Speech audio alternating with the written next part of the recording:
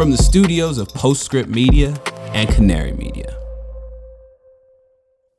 I'm Shayle Khan, and this is Catalyst. It's really hard to get rid of natural gas in the kind of timeline that I think some of the, as you call them, purists, as I've referred to before as kind of the climate hipster viewpoint would have us do.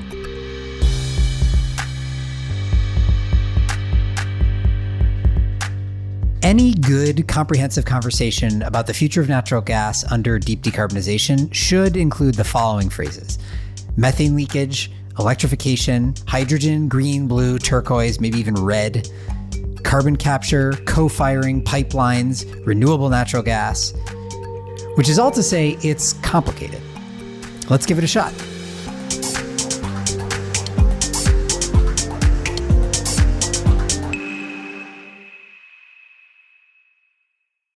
Let's face it, environmental news is often very depressing. That's why we focus on solutions on this podcast. But still, the climate crisis looms large. Rising temperatures, mounting pollution, environmental degradation, they're all warping the planet. And for a lot of species, including us, things don't always look so great.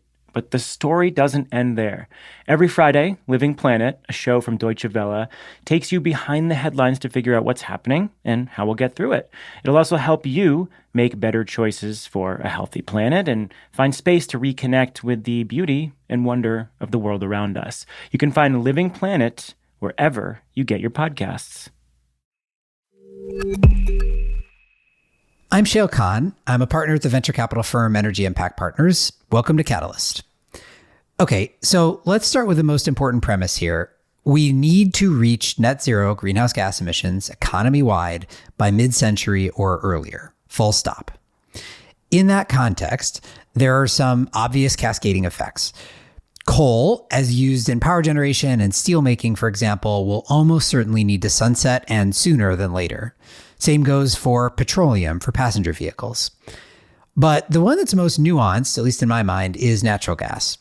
First of all, natural gas is more versatile than you might think. It's about a third of our primary energy production overall, but its uses are split. In the US, for example, as of 2020, we used 38% of our natural gas in the power sector, 33% directly in the industrial sector, 25% in buildings, mostly for heating. So any discussion of the future of natural gas needs to look comprehensively at all of these sectors. There's a lot of conversation about removing natural gas or displacing natural gas, for example, in power, that if you did it entirely would get you 38% of the way there.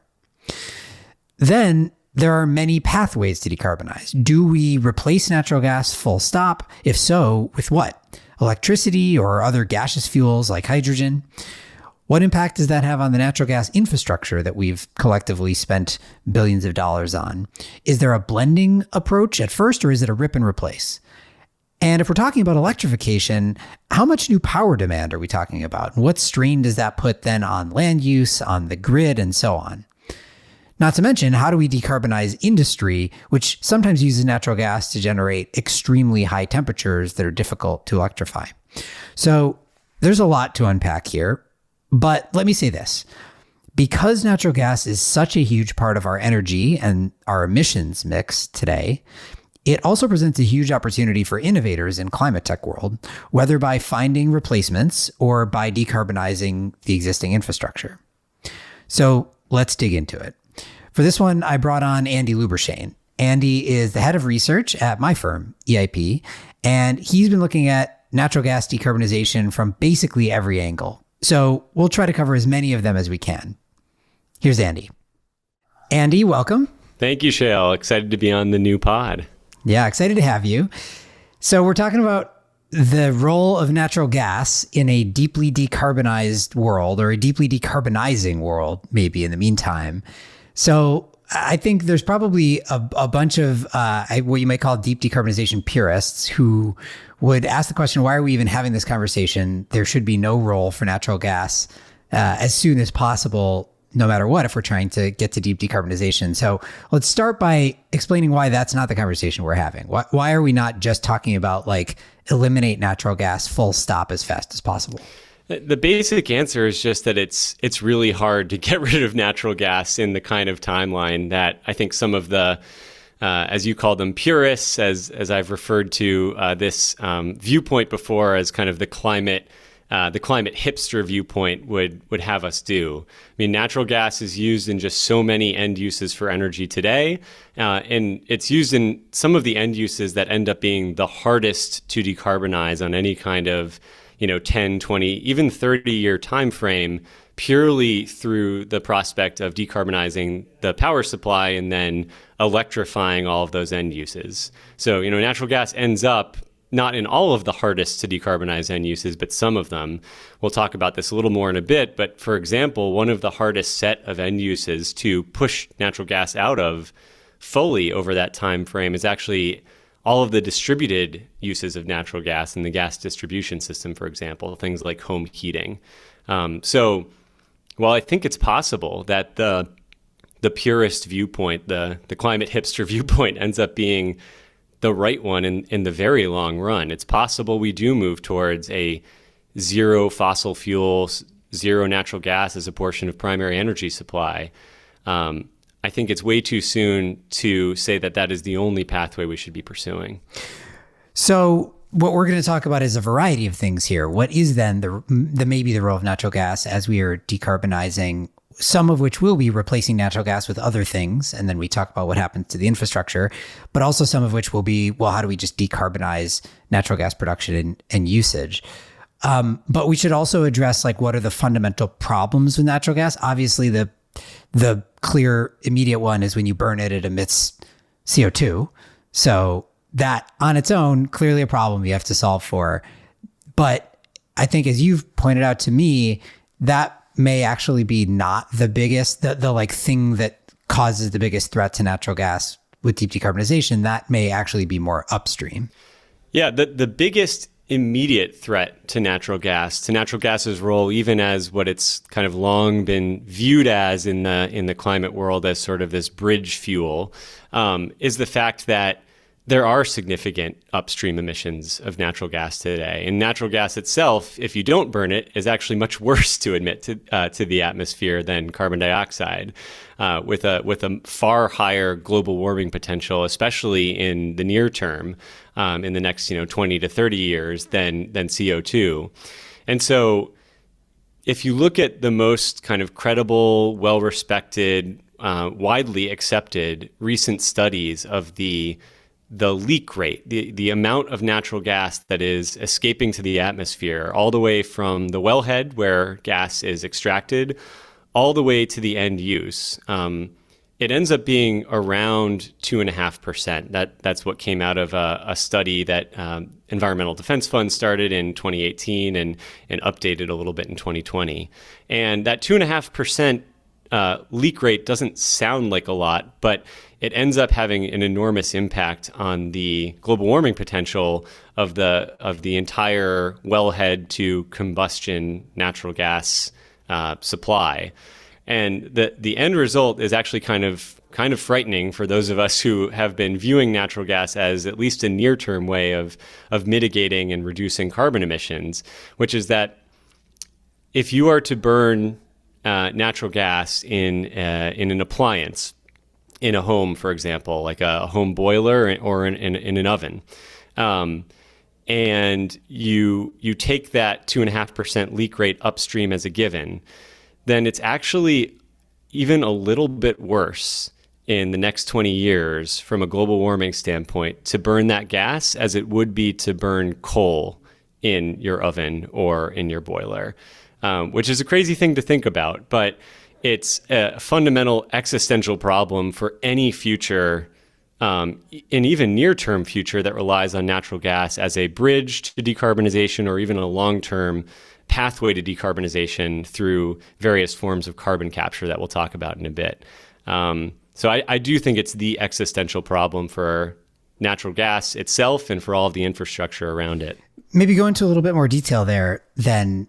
Where do those upstream emissions, this is methane leakage that we're talking about, where are they coming from? So according to the study I referenced, they're coming predominantly, I think, about 3/4 from what we think of as the upstream part of the natural gas value chain. So from the production of natural gas from drilling for gas, and from sort of the immediate pipes that you put that gas into that gather natural gas from lots of different fields, and then eventually lead them to the big pipelines that bring them to end use markets. So that's where the bulk of the emissions that we're most confident in, the leaks that we're most confident in, are coming from. It's actually not from the gas pipelines and the end uses themselves, which are responsible for only about a quarter.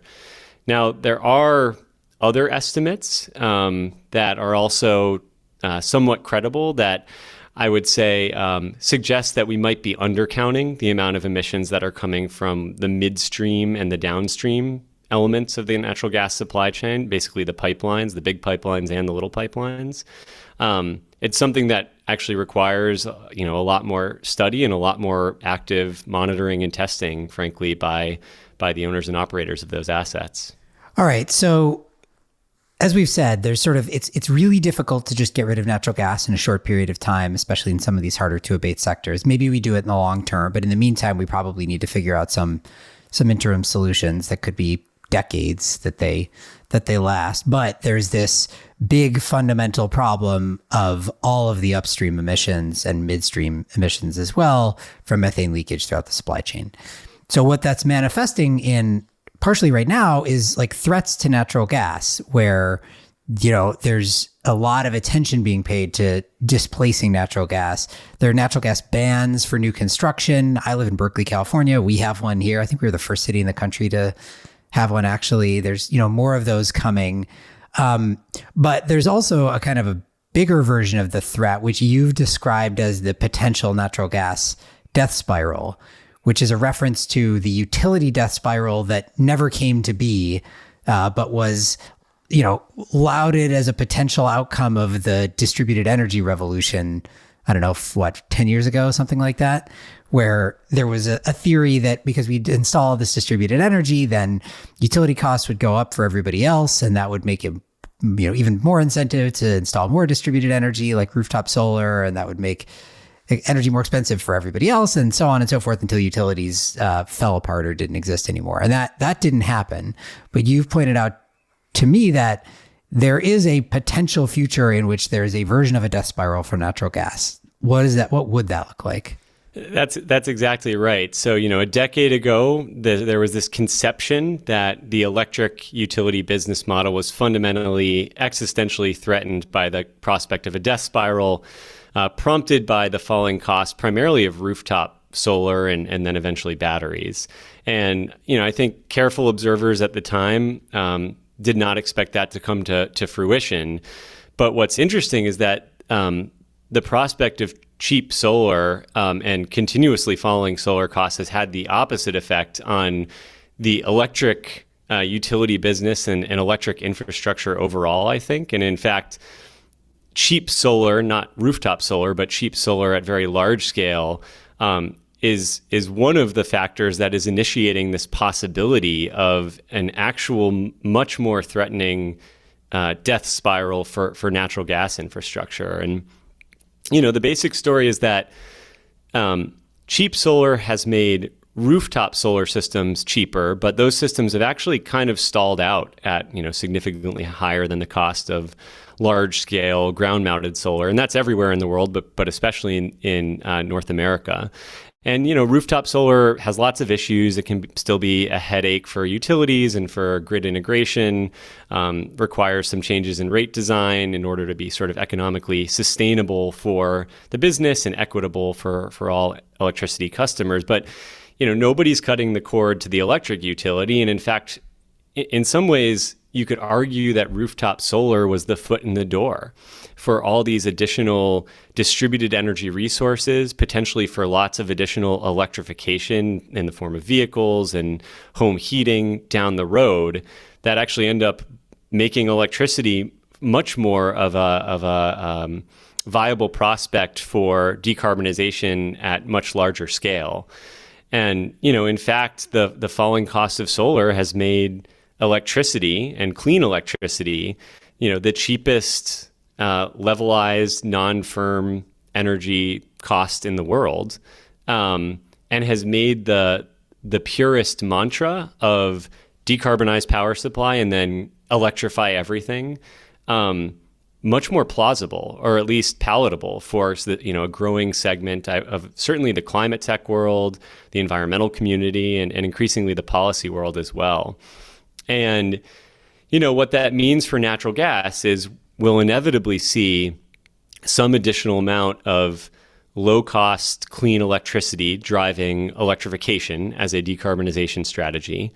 That means that natural gas starts to lose market share in some of its biggest end uses, and it also starts to lose more public perception of its advantages over electricity. People start to think that electrify everything becomes more and more plausible. And simultaneously, natural gas businesses lose revenue. They start to face higher perceived capital market risk. That puts more pressure on R&D budgets. It means more challenges recruiting talent for natural gas businesses. And then, most importantly, it means that natural gas infrastructure owners with declining volume of sales need to end up raising their unit prices to cover the fixed costs of their infrastructure with declining volume. And then, as you described with the initial thesis from 10 years ago in the electric utility business, that cycle repeats itself and leads to this death spiral, which is sort of the nightmare scenario that's on the table right now for preserving some role for natural gas infrastructure in a period of deep decarbonization. And again, I guess the thing that I want to point out here is that if you what you care about is climate and climate change mitigation, then the thing you care about is how do we decarbonize as fast as possible in a way that is equitable to everybody. And I guess you might think, well, a natural gas death spiral is good in that context, but I think the point that we're making here is that it's not inherently good for decarbonization, in that if you don't have economic alternatives for the hardest to replace sectors, you end up with a situation where costs rise, but emissions don't necessarily fall for quite some time. Absolutely. And I come from a background that I think would position me to be among the climate purists out there, although I would never want to call myself a climate hipster. But I'm a big believer in the long-term advantage of clean electricity, a lot of it driven by cheap wind and solar, supported by very low-cost, long-duration storage, and then that being the fundamental backbone of the energy transition, which also requires a hell of a lot of electrification. But what I've really come to believe in is that electrification, yes, hypothetically could get us all the way there. That strategy could get us all the way there. But it's a risky strategy from the standpoint of total costs, particularly total costs to consumers who can't move as quickly on electrification as generally the wealthier consumers who are going to be early adopters for distributed energy and new electric appliances and such.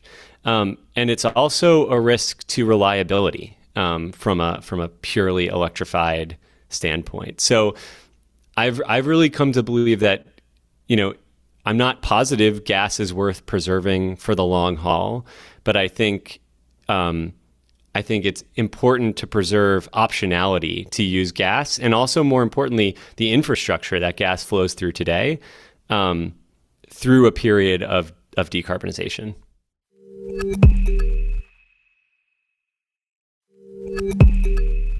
At the high level, if you are trying to decarbonize, but you have this gigantic existing market for natural gas and this huge amount of existing infrastructure, I think you have two major options and then a bunch of subcategories within each option. The first option is to continue to extract and use gas, methane, but decarbonize it.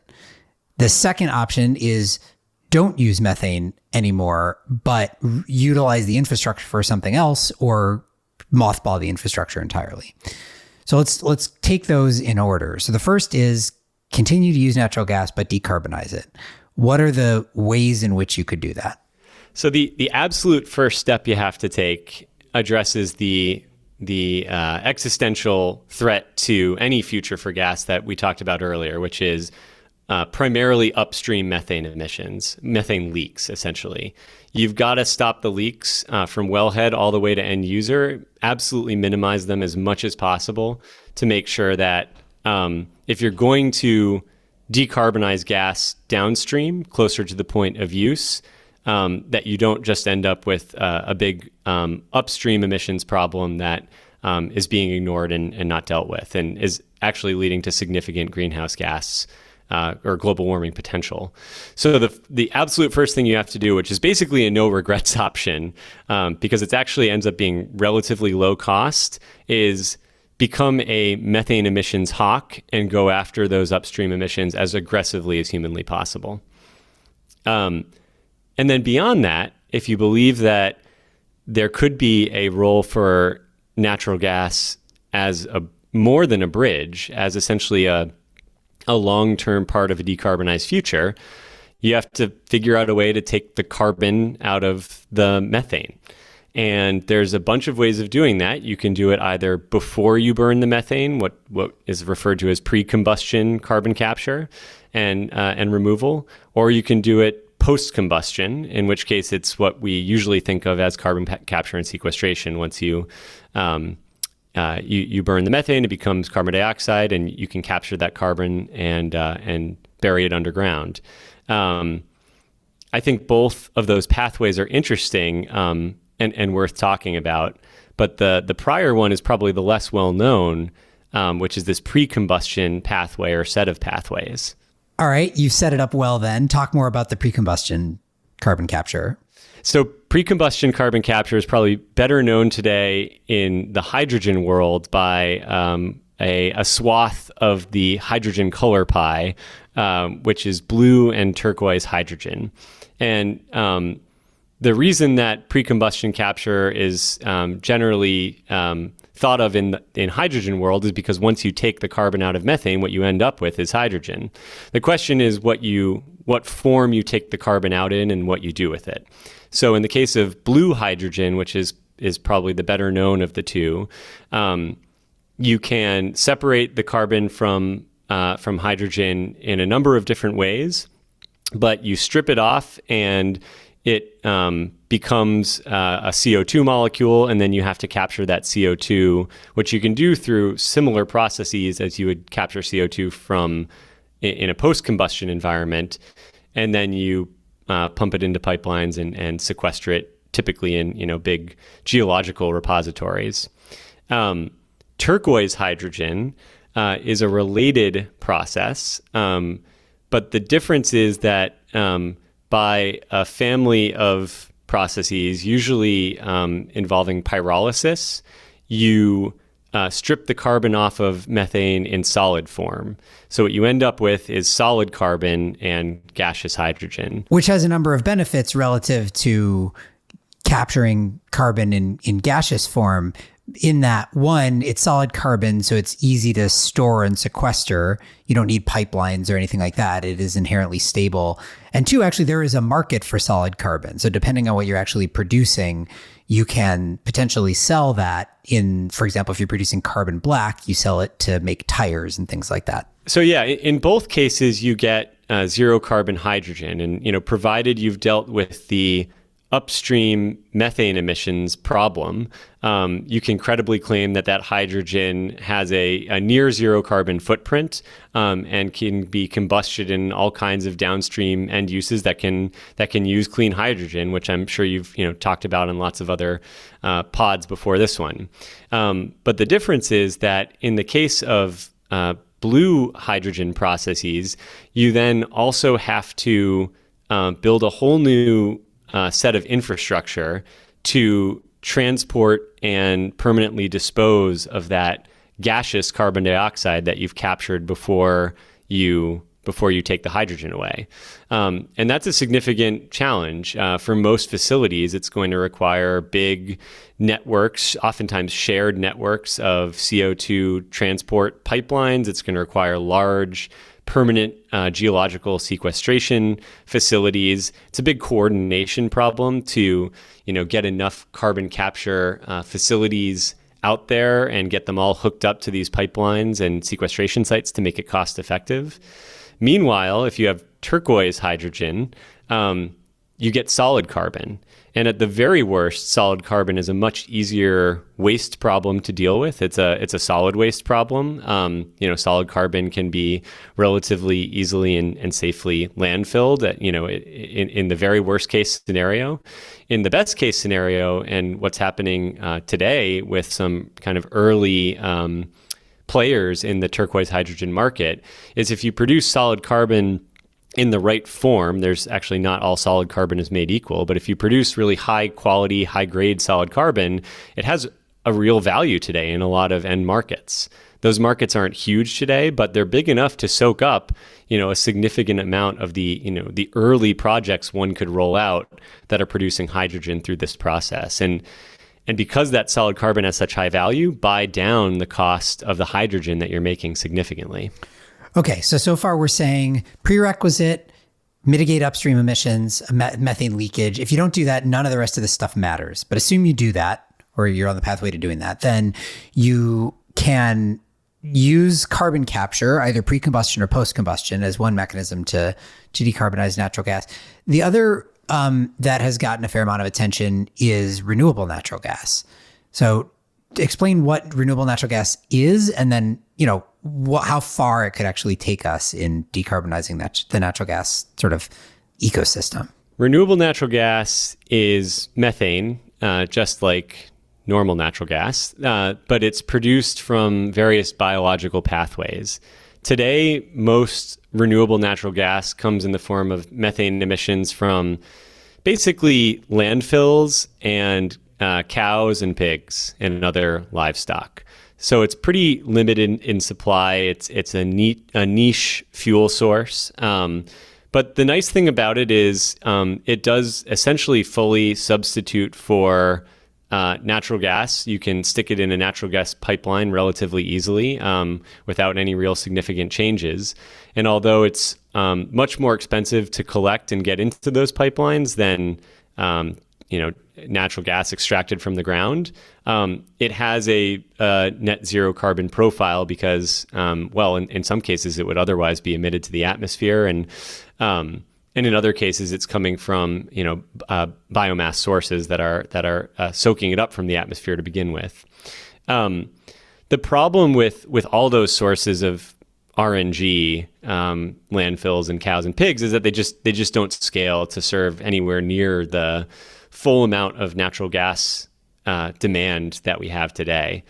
And so in order to scale renewable natural gas, you'd have to move on to more complex technological pathways. And for the most part, what that means is taking different forms of biomass, usually what's called cellulosic or woody biomass, things like switchgrass and poplar trees and corn stalks, and gasifying them.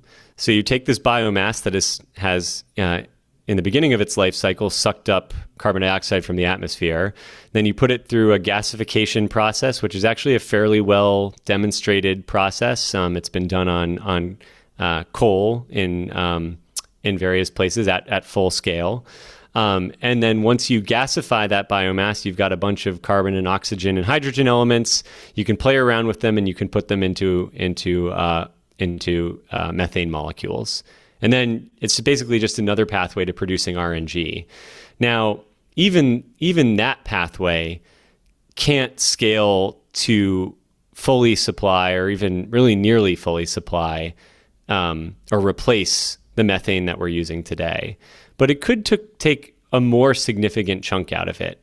It's generally, at least today, a far more expensive pathway. We're talking more than 5 times as expensive, probably more than 10 times as expensive as natural gas.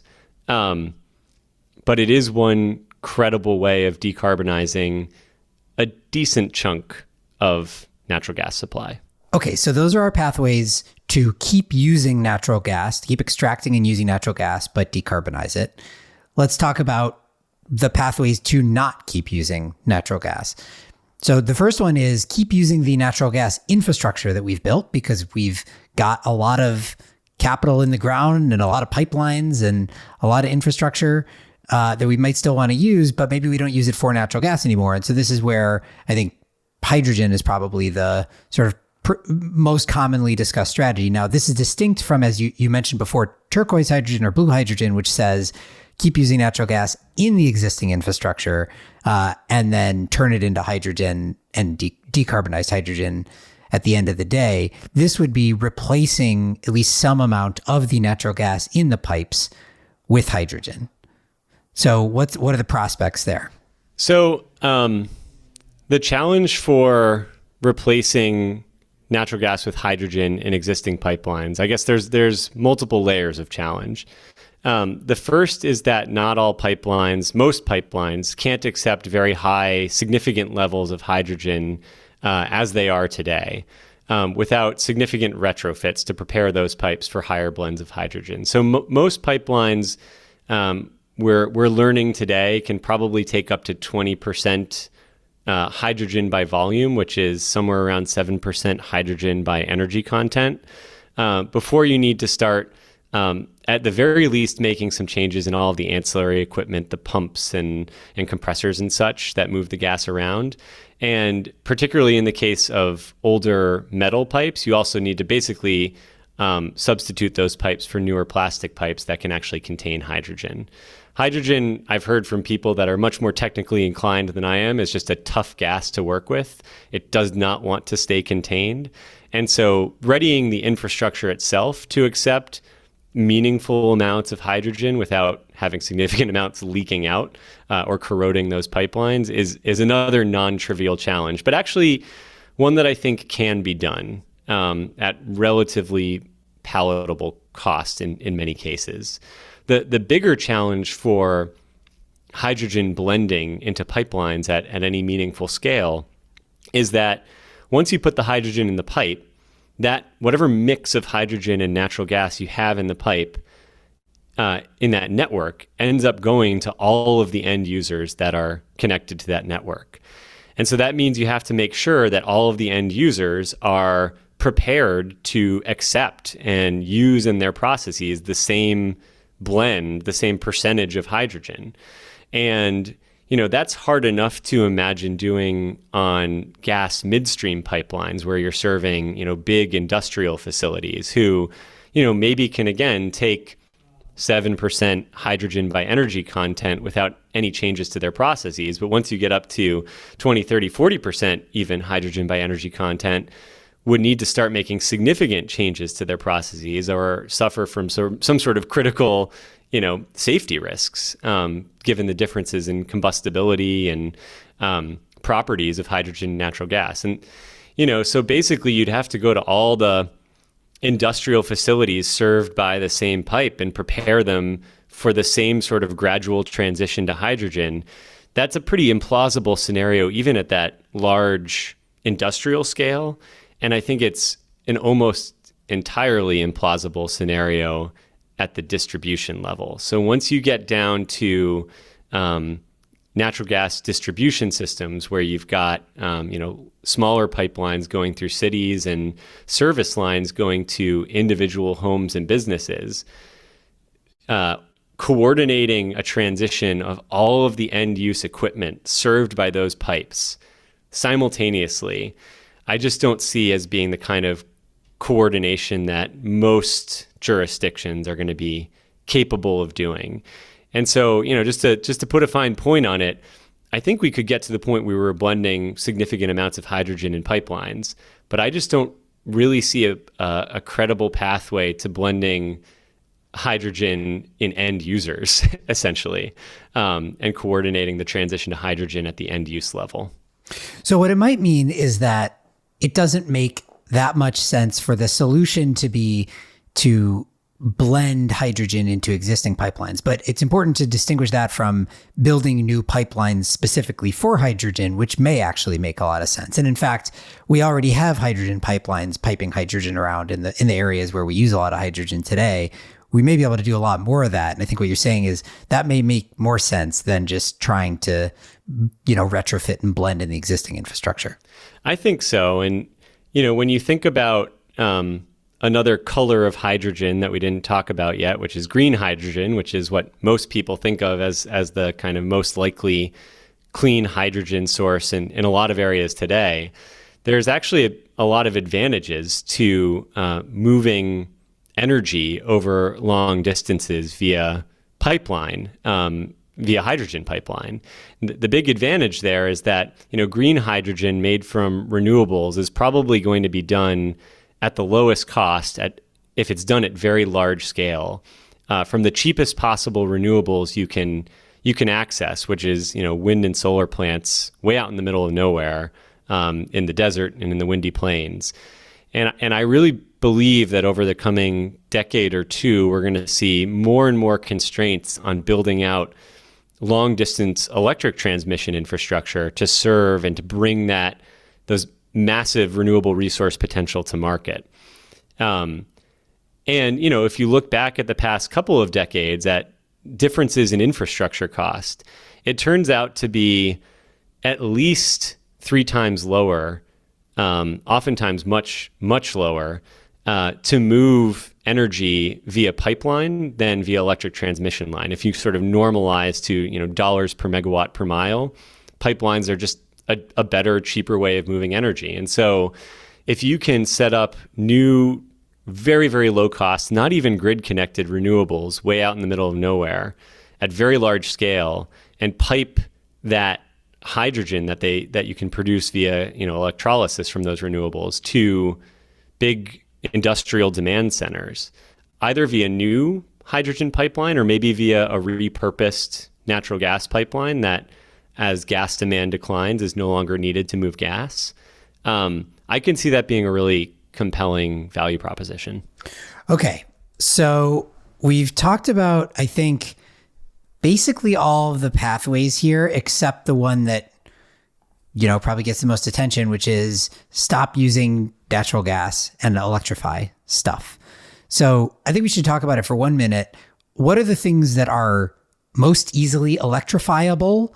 And then what's on the other end of that spectrum?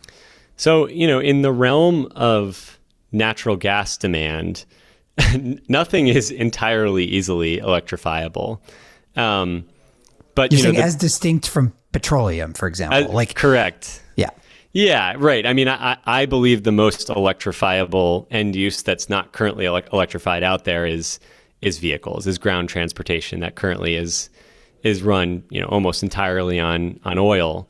Natural gas, the biggest source of natural gas demand is power generation, which kind of can't be electrified. It produces electricity. Beyond that, there's a lot of natural gas consumed in industry for producing industrial heat for all kinds of different processes. And then there's a lot of natural gas that's consumed at the distributed level in homes and businesses, predominantly for space heating, as well as for water heating and cooking. And then there's also a bunch of natural gas consumed in industry as a feedstock for producing chemicals, for example. So of those end uses, I think that there's electrification potential basically everywhere.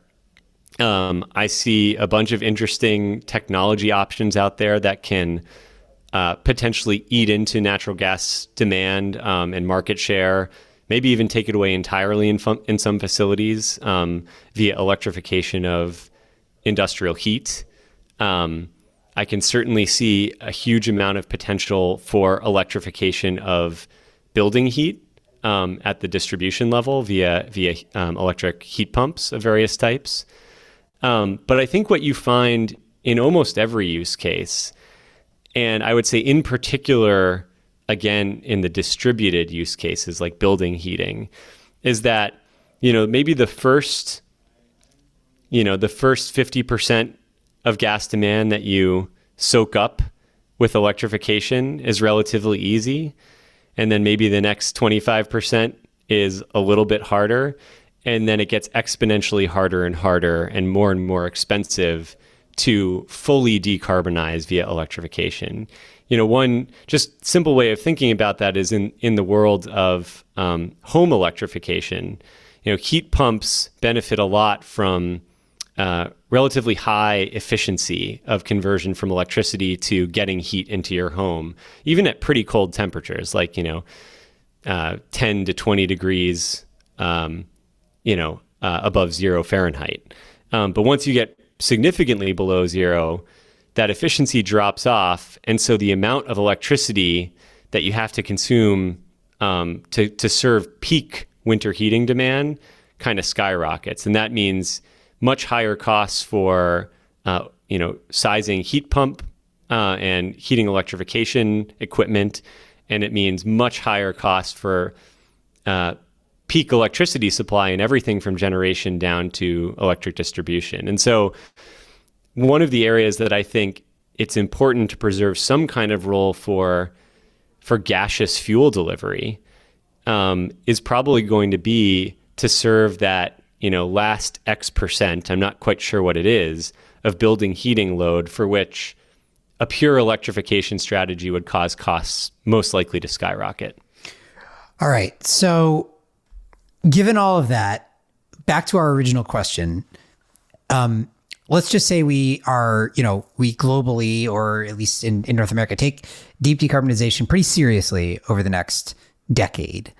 And the things that can be electrified start to get electrified. The things where there is some alternative pathway, those pathways emerge relatively quickly. What then is the role of natural gas? Like where are we still using it, and how is it shipped around in, 15, 20 years? Yeah, I mean, I think there's a scenario in which, in a very rapidly decarbonizing world, probably the best preservation of use for natural gas and gas infrastructure, which are abundant, low-cost resources that already touch most end users in the country. I think one of them is through probably, I'm actually very excited about this turquoise hydrogen pathway, or a blue hydrogen pathway that decarbonizes natural gas at the end of or at the point of consumption from large scale pipelines for industrial facilities. And I think we could certainly see that being a significant pathway for industrial decarbonization, alongside also a significant amount of electrification and potentially a significant amount of green hydrogen piped in from elsewhere. And then where I'm pretty confident we'll see the longest tail of natural gas for the foreseeable future is in all of the end uses that are currently served by natural gas at the distribution level. So again, that's predominantly building heating. Interestingly enough, while it seems innocuous, we don't think about it all that much in the scheme of kind of big energy end uses. I'm kind of convinced that building heat ends up turning out to be one of the toughest to just sort of fully decarbonize for a bunch of the reasons we've been talking about today. And I think it's one where, natural gas will continue to play a role for quite a long time to come. And frankly, in a real net zero scenario, you might even still see some amount of natural gas that is consumed for peak heating load and for resilience purposes. One thing we didn't talk about much so far on the pod is the resilience value of having multiple ways of delivering energy to end users, both in the form of electricity and gas. And I think there's some real and not fully appreciated value there.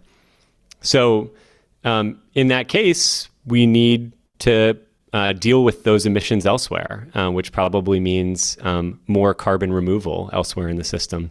Which is a topic for another day, and one that we will have before too long. But in the meantime, Andy, thank you for schooling me and all of us on the future of natural gas. It's a pleasure. I've become a bit of a zealot in this area, so I appreciate the chance to share my zeal with all of your listeners, Shayle. You could have come across more zealous, I will say. So you seem very sober and clear-minded. I try to stay measured on podcasts. Yeah, right. It's only afterwards you go crazy. All right. Thanks again, Andy. Thank you. Andy Lubershane is the Senior Vice President of Research and Strategy at Energy Impact Partners. Catalyst is hosted by me, Shayle Khan. The show is a co-production of Postscript Media and Canary Media. Find any of us, me, Canary, and Postscript, on Twitter. Tag us if you want to provide feedback on this episode or if you want to suggest future topics. For instance, here's a tweet from Brian Donuno, handle @BDonuno. Brian was responding to Canary's announcement about Catalyst, and I quote, "Glad to see this. The Interchange was my son's favorite podcast," that's my previous podcast, "in part because he really likes Shayle Khan's sense of humor, which I'll admit definitely feels like a parenting failure." Now, I'm not entirely sure how to feel about that, but thank you, Brian. Anyway, we can't respond to everything you send our way, but we do read all of it, including Brian's not so subtle jabs at my comedic chops. You can find links for this episode's topic and guest in the show notes, or go to canarymedia.com. Our producers are Daniel Waldorf and Stephen Lacey. Sean Marquand composed our theme song. I'm Shayle Khan, and this is Catalyst.